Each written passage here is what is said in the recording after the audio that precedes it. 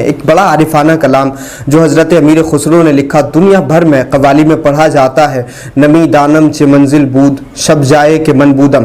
اس کلام کو لکھنے کا جو ایک بیک گراؤنڈ ہے، اس کا جو روحانیت سے بھرپور واقعہ ہے وہ بہت دلچسپ ہے۔ حضرت ابو علی شاہ قلندر پانی پتی رحمۃ اللہ علیہ اور محبوب الہی سلطان المشائخ کا زمانہ ایک ہی ہے۔ خواجہ نظام الدین اولیاء رحمۃ اللہ علیہ نے امیر خسرو سے فرمایا کہ خسرو، کبھی کبھی تم ابو علی شاہ قلندر پانی پتی رحمۃ اللہ علیہ کی مجلس میں جایا کرو۔ حضرت ابو علی شاہ قلندر کی درگاہ میں، ان کی خانقاہ میں ہر جمعرات کو ایک روحانی محفل سجا کرتی تھی۔ امیر خسرو نے مرشد کا حکم پا کر کے اس مجلس میں آنا جانا شروع کر دیا اور وہاں سے روحانی فیض لینا شروع کیا۔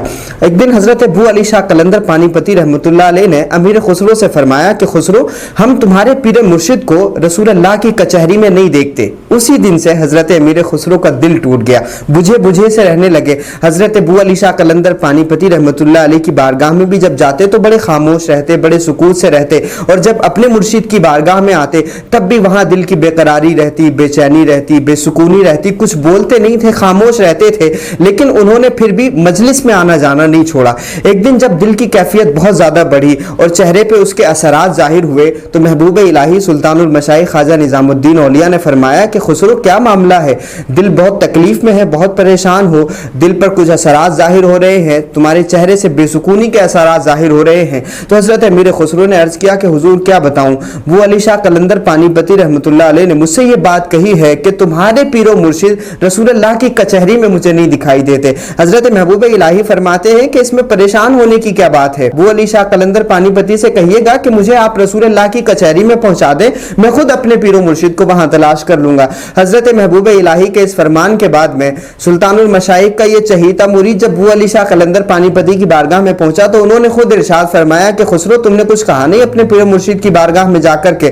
تو انہوں نے عرض کیا کہ میرے پیر و مرشد محبوب الہی نے فرمایا کہ آپ مجھے رسول اللہ کی کچہری میں پہنچا دیں۔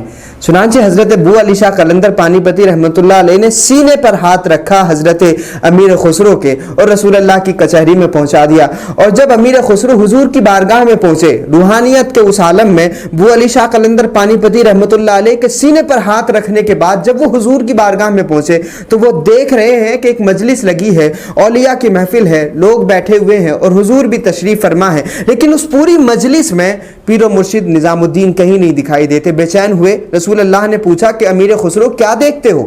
تو حضرت امیر خسرو نے عرض کیا، یا رسول اللہ اپنے پیر و مرشد کو ڈھونڈ رہا ہوں۔ رسول اللہ نے فرمایا کہ اوپر کی کچہری میں دیکھو۔ پھر اوپر کی کچہری میں گئے، تب وہاں مجلس لگی ہے، اوپری درجے کے اولیاء بیٹھے ہوئے ہیں، لیکن وہاں بھی نظام الدین اولیاء رحمۃ اللہ علیہ کو نہیں دیکھا۔ پھر حضور نے فرمایا کہ خسرو کیا دیکھ رہے ہو؟ رسول اللہ نے جب یہ فرمایا تو امیر خسرو عرض کرتے ہیں، یا رسول اللہ اپنے پیر و مرشد کو تلاش کر رہا ہوں۔ رسول اللہ فرماتے ہیں کہ اوپر کی کچہری میں جاؤ۔ پھر جب حضرت امیر خسرو اوپر کی کچہری میں گئے تو وہاں بھی پیر و مرشد نہ دکھائی دیے۔ رسول اللہ نے اس طرح سے فرمایا اور جو 7واں درجہ تھا رسول اللہ صلی اللہ علیہ وآلہ وسلم نے وہاں تک امیر خسرو کو پہنچایا، اور پھر وہاں بھی جب نہ دکھائی دیے پریشان ہوئے تو حضرت امیر خسرو نے دیکھا کہ ایک بزرگ ہیں جن کے چہرے پر پردہ ہے، اور ایک دوسرے بزرگ ہیں جو رسول اللہ کے بہت قریب بیٹھے ہیں، ان کے چہرے پر بھی پردہ ہے۔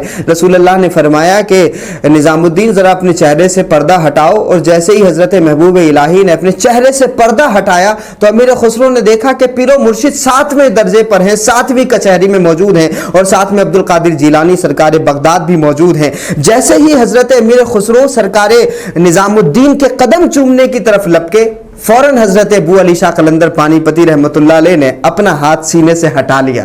وہ جذب کی کیفیت تھی، وہ عجیب عالم تھا، اور اس عجیب کیفیت میں حضرت امیر خسرو نے جو کلام لکھا، جو شاعری لکھی، وہ یہی تھی کہ نمی دانم چے منزل بود شب جائے کہ من بودم بہر سو رقص بسمل بود شب جائے کہ من بودم۔ مطلب اس کا یہ ہے کہ مجھے نہیں معلوم کہ وہ کون سی جگہ تھی کہ جہاں کل رات میں تھا، ہر طرف رقص ہو رہا تھا، رقص بسمل تھا جہاں کل رات کو میں تھا۔ پری پیکر نگاری سر وقت دے لال رخسارے سراپا آفت دل بود شب جائے کہ من بودم۔ پری کے جسم کے جیسا ایک محبوب تھا، اور ان کا جو قد تھا وہ سرو تھا، اور ان کے جو رخسار تھے، جو گال تھے، وہ لال تھے، اور پھر اس کے بیچ میں میرا دل حیران تھا، میرا دل پریشان تھا۔ میں اس معاملات کو دیکھ کر کے، اس ماحول کو دیکھ کر کے خود پریشان تھا جہاں کل رات کو میں تھا۔ رقیبہ گوش بر آواز او در ناز من ترساں सुखन गुफ्तन चे मुश्किल बूद शब जाए के मन बूदम। रकीब आवाज पर कान धरे हुए थे, वो नाज में था और मैं खौफ ज़दा था। वहां बात करना किस कदर मुश्किल था, यानी इस कदर हैरानी का आलम था कि वहां मैं कुछ बोल ही नहीं सकता, इतनी हैरानी में था।